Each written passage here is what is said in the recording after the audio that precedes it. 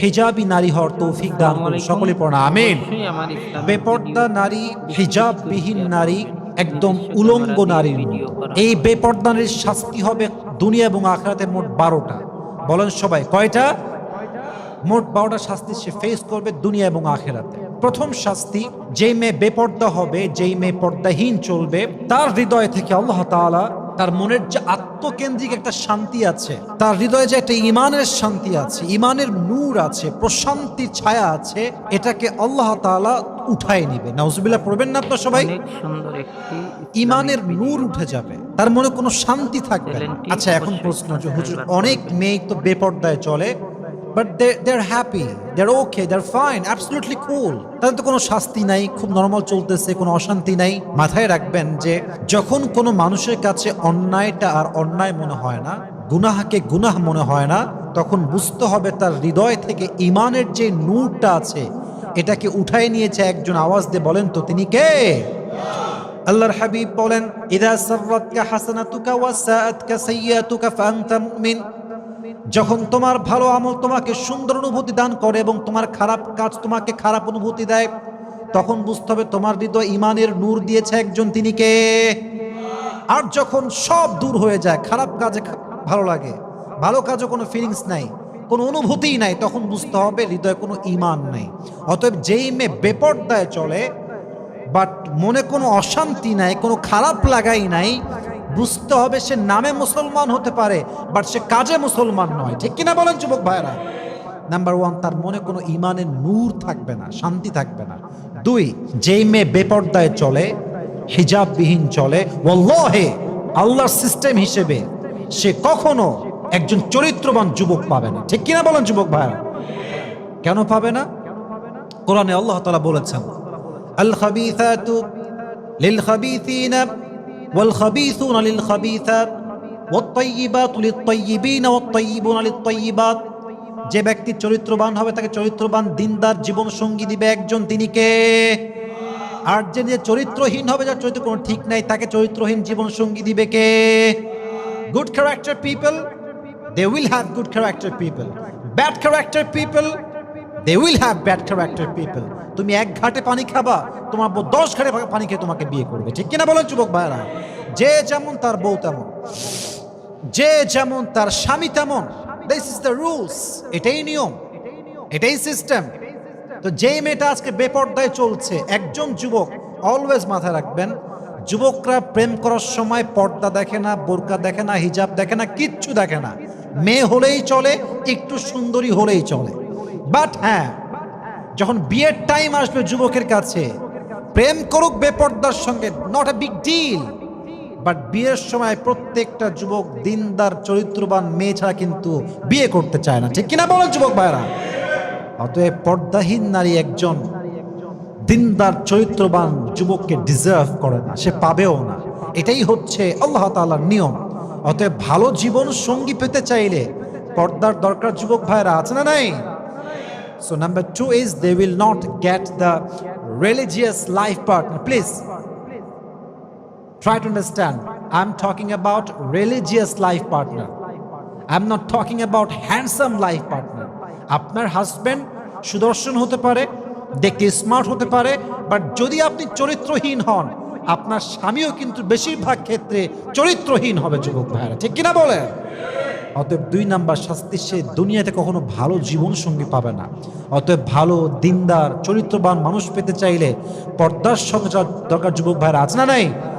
আল্লাহ বোঝার তৌফিক দান করুন। আমার সকলে মন খুলে পড়ছে আমিন। 3 নাম্বার, যেই মেয়ে বেপর্দায় চলে তার সঙ্গে আল্লাহর কোন রহমত থাকে না। যেই মেয়ে পর্দা করে, হিজাব পরে, নিকাব পরে, বোরকা পরে, তাদের উপরে রহমত থাকে এক সত্তার, তিনি কে? আল্লাহ নিজেই বোরকাওয়ালি মেয়ের জন্য, পর্দাশীল নারীর জন্য, তার প্রোটেকশনের জন্য রহমতের ফেরেশতা নিযুক্ত করে দেয়। সুবহানাল্লাহ পড়বেন না আপনারা?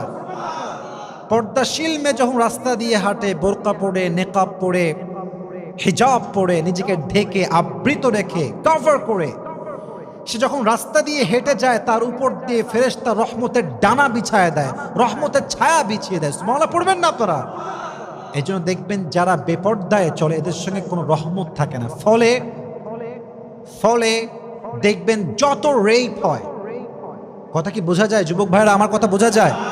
যত রেপ হয়, যত ধর্ষণ হয়, যত মেয়ে রাস্তাঘাটে লাঞ্ছিত হয়, যত মেয়ে রাস্তাঘাটে ইফটিজিংয়ের শিকার হয়, তার 99% হচ্ছে বেপর্দা মেয়েরা হয়। ঠিক কিনা বলেন?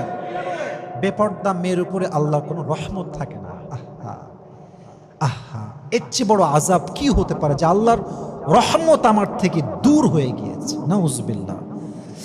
আল্লাহ আমাদের প্রত্যেকটা মা বোনকে হেদায়াত দান করুক। আমরা সকলেই পড়ছি আমিন। 4 নাম্বার, এটা বলতে গেলে আমাকে একটা হাদিস বলতে হবে। আল্লাহর হাবিব বলছেন, আমি যখন মেরাজের রাতে জান্নাত এবং জাহান্নাম ভ্রমণ করলাম, আমি দেখতে পেলাম কিছু মেয়ে আছে এমন যাদেরকে আল্লাহ তাআলা জাহান্নামের ভেতরে ঝুলিয়ে রেখেছেন চুলের উপরে ভর করে, এবং শাস্তি দেওয়া হচ্ছে প্রচন্ড শাস্তি, তাদের চুল বেঁধে ঝুলিয়ে রাখা হয়েছে। আবার আল্লাহর হাবিব বললেন, হে ফাতেমা, আমি এমন কিছু মেয়ে দেখলাম যেই মেয়েগুলোকে স্বীয় স্তনে ভর দিয়ে ঝুলিয়ে রাখা হয়েছে, অর্থাৎ দেহের প্রত্যেকটা পার্টের ভর তার স্তনে ঝুলিয়ে দেওয়া হয়েছে এবং তাকে টাঙিয়ে রাখা হয়েছে। এবার ফাতেমা বললেন, ইয়া রাসূলুল্লাহ, ইয়া হাবিবাল্লাহ, তারা কারা? নবীজি বললেন, প্রথম যাদেরকে চুলে ঝুলিয়ে আটকানো হয়েছে, ঝুলিয়ে রাখা হয়েছে, তারা হচ্ছে সেই মেয়ে যা রাস্তাঘাটে বেপরদায় চলত, তার চুল দেখিয়ে চলত। এদেরকে আল্লাহ তাআলা কিয়ামতের কঠিন দিনে জাহান্নামে চুলের উপরে দড়ি দিয়ে বেঁধে ঝুলিয়ে রাখবে। নাউজুবিল্লাহ পড়বেন না আপনারা সবাই? দ্বিতীয় হচ্ছে সেই মেয়ে যারা বিবাহিত ছিল বাট বিয়ের পরে পরকিয়া করেছে, তাদেরকে আল্লাহ তাআলা শাস্তি হিসেবে তাদের স্তনে সমস্ত দেহের ভর দিয়ে আল্লাহ ঝুলিয়ে রাখবে। নাউজুবিল্লাহ পড়বেন না আপনারা সবাই? এর চেয়ে বড় শাস্তি একজন বেপরদা নারীর জন্য আর কি হতে পারে? প্লিজ প্রিয় বোনেরা আমার, try to realise you are going absolutely wrong. আপনি ভুল যাচ্ছেন।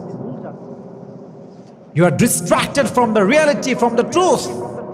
আপনি সত্যের পথ ভুলে গিয়েছেন, আপনি হাকিকত, রিয়েলিটি, বাস্তবতা ভুলে গিয়েছেন। আল্লাহ হেদায়াত দান করুন। সকলেই পড়ি আমিন। 5 নাম্বার, যে মেয়ে বেপর্দায় চলে, হিজাববিহীন চলে, নিকাববিহীন চলে, আল্লাহর হাবিব সাল্লাল্লাহু আলাইহি ওয়াসাল্লাম নিজে তাদেরকে অভিশাপ দিয়েছেন। নাউজুবিল্লাহ পড়বেন না আপনারা সবাই? নবীজি বলেছেন, কিয়ামতের পূর্বে এমন কিছু মেয়ে বের হবে যেই মেয়েরা বোরকা পরবে, কাপড় পরবে, পোশাক পরবে, বাট তাদেরকে দেখলে মনে হবে উলঙ্গ হেঁটে বেড়াচ্ছে। এমন পোশাক, এমন ড্রেস, বডি তো থাকবে ঢাকা বাট মনে হবে উলঙ্গ। এই নমুনা বাংলাদেশে আজ না নাই? দেখবেন বোরকা পরে আছে, এতটা টাইট, এতটা ফিটিং, দেহের প্রত্যেকটা প্রাইভেট বডির ভাঁজ, প্রত্যেকটা অঙ্গ প্রত্যঙ্গের ভাঁজ বোঝা যায়। যুবক ভাইরা ঠিক কিনা বলেন?